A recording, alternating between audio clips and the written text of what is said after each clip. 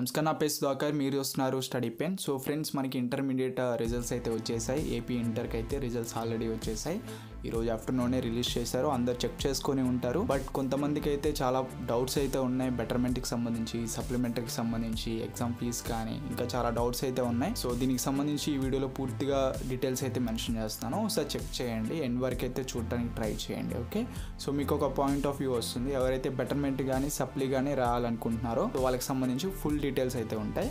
So end వరకు అయితే చూడండి. అండ్ అదేవిధంగా మీరు ఇప్పటి వరకు సబ్స్క్రైబ్ చేసుకోకపోతే సబ్స్క్రైబ్ చేసుకుని బెల్ ఐకాన్ అనేది క్లిక్ చేయండి. అండ్ మీరు టెలిగ్రామ్ ఛానల్లో జాయిన్ అవ్వకపోతే నేను కింద డిస్క్రిప్షన్లో లింక్ ఇస్తాను, ఖచ్చితంగా జాయిన్ అవ్వండి. అది మీకు చాలా హెల్ప్ అవుతుంది. ఓకే, సో ఫ్రెండ్స్, ఈ రిజల్ట్స్ అనేవి చాలా డిఫరెంట్గా వచ్చాయని చెప్పుకోవచ్చు. బికాస్ ఎందుకంటే చాలా మందికి ఎక్స్పెక్ట్ చేసిన దానికంటే మీకు చాలా తక్కువగా వచ్చాయని చెప్పి చాలా మంది స్టూడెంట్స్ అయితే అంటున్నారు. సో ఇది మెయిన్గా రీజన్స్ ఏంటి అని వాటి గురించి అయితే ఎండ్లో మాట్లాడతాను. సో ఫైనల్గా అయితే మనకి రిజల్ట్స్ అయితే వచ్చాయి. రిజల్ట్స్ చెక్ చేసిన ప్రకారం అయితే చాలా మందికి 1A కానీ 1B కానీ కెమిస్ట్రీ కానీ వీటిలో చాలా తక్కువ వచ్చాయి. అండ్ కొంతమంది ఫిజిక్స్ లో కూడా చాలా తక్కువ వచ్చాయి. సో మెయిన్ గా ఎక్కువ పర్సెంటేజ్ ఉన్న వచ్చేసరికి languages Telugu, English, Hindi. So ఇవి మీకు పర్ఫెక్ట్గా రాశారు అని చెప్పుకోవచ్చు. బికాస్ వీటిల్లో అందరికీ బాగానే వచ్చాయి మార్క్స్ అనేవి. ఓకే, సో ఎక్కువగా సబ్జెక్ట్లో మార్క్స్ అయితే పోయాయి. చాలా మందికి ఎక్స్పెక్ట్ చేసిన దానికంటే తక్కువ మార్క్స్ అయితే రావడం జరిగింది. చాలా మంది ఫెయిల్యూర్ అయితే అయ్యారు. కొంతమంది పాస్ మార్క్స్తో పాస్ అయ్యారు. మెరిట్లో వస్తా అనుకున్నారు, పాస్ మార్క్స్తో వచ్చారు. అండ్ ఓకే, నేను పాస్ అవుతాను అనుకున్న వాళ్ళు మాత్రం సో ఫెయిల్ అయ్యారు. సో ఇప్పుడు ఎవరు బెటర్మెంట్ రాస్తున్నారో, ఎవరు సప్లీ రాస్తున్నారో మీకు ఆల్రెడీ ఐడెంటిఫై అయిపోయి ఉంటుంది. సో ఇప్పుడు మీరు ఫిక్స్ అవ్వండి, బెటర్మెంట్కి సంబంధించి ఎవరు రాస్తున్నారో అండ్ సప్లీ ఎవరు రాస్తున్నారో. ఇక్కడ మీకు కొన్ని డౌట్స్ ఉన్నాయి, ఆ డౌట్స్ మొత్తం క్లియర్ చేస్తాను ఇప్పుడు. సో ఫస్ట్ ఆఫ్ ఆల్ మీరు బెటర్మెంట్ ఎవరు రాయాలి? ఇప్పుడు బెటర్మెంట్ అనేది ఎవరు రాయాలంటే అన్నీ పాస్ ఉంటారు కదా. సో అందరు పాస్ అయి ఉంటారు కదా. సో ఏ గ్రేడ్లో అయినా, బి గ్రేడ్లో అయినా, సి గ్రేడ్లో అయినా సో పాస్ మార్క్స్తో పాస్ అయి ఉంటారు కదా, వాళ్ళు బెటర్మెంట్ అనేది అన్ని సబ్జెక్టులకి రాయొచ్చు. మీకు ఒక సబ్జెక్ట్ అయినా తీసుకోవచ్చు, లేదా అన్ని సబ్జెక్టులు పేజెస్ అయినా మొత్తం ఓవరాల్గా మీరు రాయొచ్చు అనమాట. ఓకే, అన్ని పాస్ అయిన బెటర్మెంట్ అనేది రాయొచ్చు, ప్రాబ్లం ఏం లేదు. ఒక సబ్జెక్ట్ అయినా రాయొచ్చు, అన్ని సబ్జెక్ట్ అయినా టోటల్ రాయొచ్చు. ఓకే, అండ్ ఒకటి నెక్స్ట్ వన్ వచ్చేసరికి ఒక సబ్జెక్ట్ ఫెయిల్ అయిన తర్వాత నెక్స్ట్ బెటర్మెంట్ అనేది రాయొచ్చా, వేరే సబ్జెక్ట్కి రాయొచ్చా? ఒక సబ్జెక్ట్ ఫెయిల్ అయిన తర్వాత ఆ సబ్జెక్ట్కి నేను సప్లిమెంటరీ రాసి వేరే సబ్జెక్ట్కి బెటర్మెంట్ రాయొచ్చు అంటే అట్లా కుదరదు. ఖచ్చితంగా మీకు ఫెయిల్యూర్ కిందకే వస్తారు. ఒక సబ్జెక్ట్ పోయినా కానీ, అన్ని సబ్జెక్టులు పోయినా కానీ ఓవరాల్గా మీకు అది ఫెయిల్యూర్ కిందకే వస్తుంది. కాబట్టి సో ఫెయిల్యూర్ కిందకి వచ్చినప్పుడు ముందుగా మీరు పాస్ అవ్వాలంటే సప్లిమెంటరీ రాయాలి. సో సప్లిమెంటరీ రాసిన తర్వాత మీకు బెటర్మెంట్కి అయితే చాయిస్ ఉండదు, మీకు అది ఖచ్చితంగా సప్లిమెంటరీ కిందకే వస్తుంది. ఎవరైతే ఫెయిల్ అయ్యారో ఒక సబ్జెక్ట్ ఫెయిల్ అయినా కానీ మీరు సప్లీ రాసుకొని సో కంటిన్యూ అవ్వాల్సి ఉంటుంది ఖచ్చితంగా. ఓకే, సో వన్స్ మీరు ఫెయిల్ అయితే కనుక ఖచ్చితంగా మీకు బెటర్మెంట్ ఉండదు. ఓకే, ఇందులో మీరు క్లారిటీ మెయింటైన్ చేయండి. ఓకే, ఓన్లీ సప్లిమెంటరీ ఎగ్జామ్ మాత్రమే ఉంటుంది. అండ్ నెక్స్ట్ వన్ వచ్చేసరికి సెకండ్ ఇయర్ వాళ్ళకి బెటర్మెంట్ ఉంటుందా? సో బెటర్మెంట్ అనేది ఉండదు, బట్ యాక్చువల్గా ఉంటుంది. బికాస్ ఎందుకంటే చాలా మందికి బెటర్మెంట్ అనేది సజెషన్ చేయరు. ఎందుకంటే మీకు ఇప్పుడు సెకండ్ ఇయర్ వాళ్ళకి బెటర్మెంట్ రాస్తే కనుక ఒకవేళ మీరు కనుక బెటర్మెంట్లో ఫెయిల్ అయితే ఖచ్చితంగా ఫెయిల్యూర్ మార్క్స్ కన్సిడర్ చేస్తారు. సో ఇది యాక్చువల్గా మనకి అంతకుముందు ప్రీవియస్ బ్యాక్ ఉండేది ఈ ఆప్షన్ అనేది సెకండ్ ఇయర్ వాళ్ళకి కూడా. బట్ ఇప్పుడు చెక్ చేయండి ఒకసారి, మీకు సంబంధించిన ప్రిన్సిపల్ వాళ్ళని అడగండి, అవైలబుల్లో ఉంటే మీకు క్లియర్గా ఇన్ఫర్మేషన్ అనేది ప్రొవైడ్ చేస్తారు. ఓకే, సో ఇది సెకండ్ ఇయర్ వాళ్ళకి వచ్చేసరికి సెకండ్ ఇయర్ వాళ్ళకి బెటర్మెంట్ అనేది ఉండదు, ప్రజెంట్ అయితే ఉండదు. ప్రీవియస్ బ్యాక్ మనకు ఉండేది. అది ఎలా అంటే ఒకవేళ మీరు బెటర్మెంట్ అనేది రాశారనుకోండి, సో బెటర్మెంట్లో మీరు ఫెయిల్ అయ్యారనుకోండి, ఖచ్చితంగా ఫెయిల్యూర్ మార్క్సే వేస్తారు. ఇప్పుడు ఫస్ట్ ఇయర్లో అలా కాదు. సో ఫస్ట్ ఇయర్లో ఇప్పుడు మీరు అన్నీ పాస్ అయ్యారు, బెటర్మెంట్ రాశారనుకోండి, బెటర్మెంట్లో ఇంకా తక్కువ వచ్చాయి. బట్ ఏంటంటే మీకు నార్మల్గా రాసిన దానికంటే బెటర్మెంట్లో తక్కువ వస్తే ఖచ్చితంగా నార్మల్ మార్క్సే కన్సిడర్ చేస్తారు. ఓకే, సో ఇందులో మీరు క్లారిటీ అనేది తెచ్చుకోండి. ఓకే, బెటర్మెంట్ మార్క్స్ అంటే బికాస్ ఏది బెటర్గా ఉంటే ఆ మార్క్స్ అనేది మీకు ప్రొవైడ్ చేయడం జరుగుతుంది. ఓకే, సో నెక్స్ట్ వన్ వచ్చేసరికి బెటర్మెంట్ పేపర్ ఎలా వస్తుంది?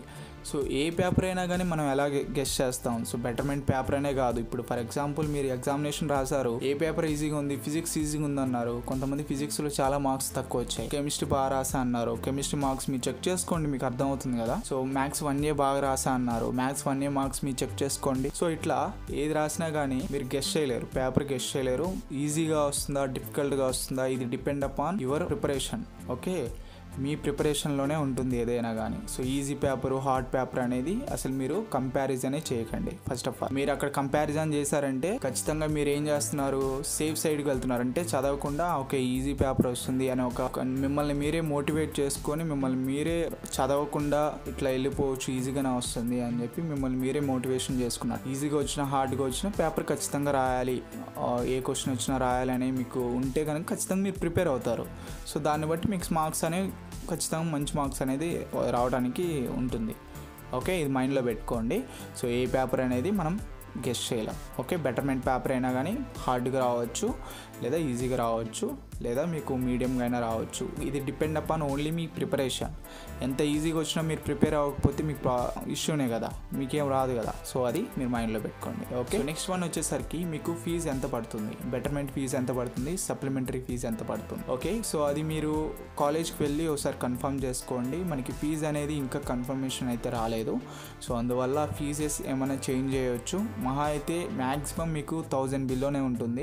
సబ్జెక్ట్కి వచ్చి 500-600 అలా పడుతుంది. ఒకసారి వెళ్ళి కన్ఫర్మేషన్ అనేది వస్తే కనుక మీకు ఖచ్చితంగా ఇన్ఫర్మేషన్ అనేది ప్రొవైడ్ చేస్తాను. లేదంటే మీరు ప్రిన్సిపల్స్ వాళ్ళని కనుక్కుంటే కనుక క్లియర్గా ఇన్ఫర్మేషన్ అనేది మీకు తెలుస్తుంది. ఓకే, అండ్ ఇంకోటి బెటర్మెంట్ రాస్తే మీకు స్టార్ మార్క్స్ పడతాయా అంటే పడవు.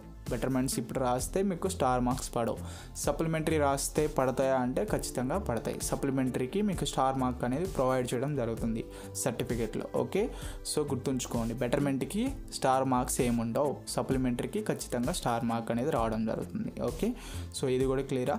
అండ్ నెక్స్ట్ వన్ వచ్చేసరికి ఎప్పుడు జరుగుతాయి. సో మనకి ఇక్కడ ఆల్రెడీ మనకి డేట్స్ అయితే ఇచ్చారు. జూన్ 25 నుంచి జూలై 5వ తేదీ వరకు రీవెరిఫికేషన్ కానీ రీకౌంటింగ్ కానీ ఎవరైనా పెట్టాలనుకుంటే కనుక వాటికి సంబంధించిన ఫీజు పే చేసి మీరు అప్లై చేసుకోవచ్చు, రీకౌంటింగ్ కానీ రీవెరిఫికేషన్ కోసం కానీ. సో మీకు సంబంధించిన కాలేజ్కి వెళ్ళి ఒకసారి పే చేయండి.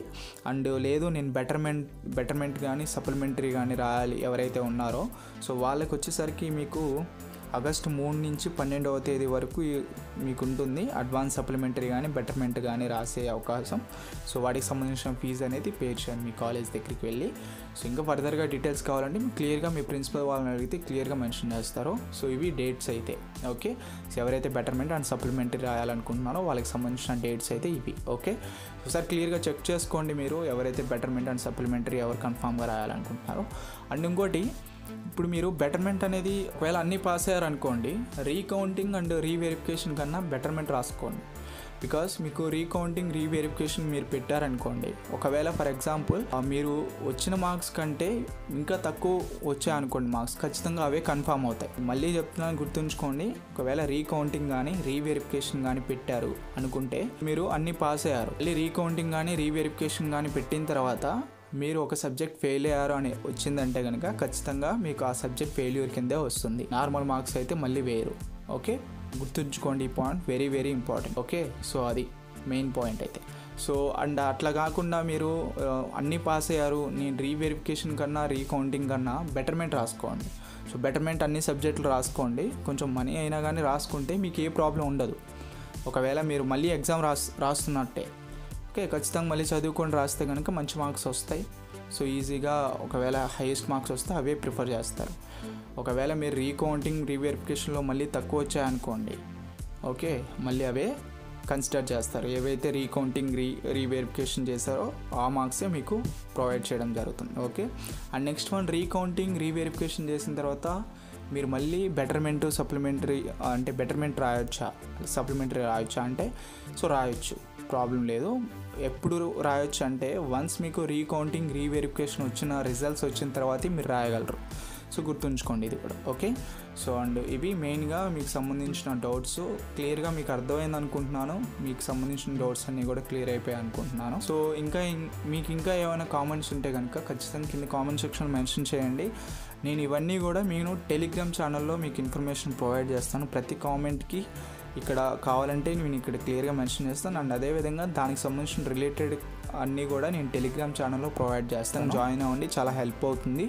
ఎవ్రీడే హిందూ పేపర్ కూడా వస్తుంది అండ్ స్టడీ పరంగా ఎవ్రీ డీటెయిల్ కూడా మెన్షన్ చేస్తూ ఉంటాను. ఓకే, సో ఛానల్ అయితే ఒకసారి చూడండి, మీరు చూస్తే మీకు అవగాహన వస్తుంది. అండ్ సబ్స్క్రైబ్ చేసుకోండి ఈ ఛానల్ అయితే. సబ్స్క్రైబ్ చేసుకుని బెల్ ఐకాన్ క్లిక్ చేయండి. సో ఫర్దర్గా సప్లిమెంటరీకి సంబంధించిన ఎగ్జామ్స్ కానీ బెటర్మెంట్కి సంబంధించిన ఎగ్జామ్స్ కానీ సో వాటికి సంబంధించిన వీడియోస్ చేస్తూ ఉంటాను. ఒకవేళ మీకు హెల్ప్ అవుతూ ఉంటాయి అవన్నీ.